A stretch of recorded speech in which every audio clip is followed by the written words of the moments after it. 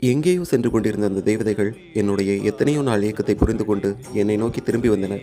நீர்த்தேக்கம் அமையவிருக்கும் இந்த இடத்தில் இதுவே எங்களுடைய கடைசி உணவாக கூட இருக்கலாம். இந்த நிலத்தை எங்களுக்கே மீட்டு தர முடியுமா என்று கேட்டனர். மாமல்லர்களை எதிர்க்கும் தோல்வன்மை இந்த எளியவனுக்கு ஏது? அறம்பாடி அடிக்கும் புலவனின் நாவன்மையும் எனக்கில்லை. இந்த அழகு தேவதைகளை காப்பாற்ற அன்னை அபிராமியை தொழுவதை தவிர நமக்கு வேறு வழி ஏது?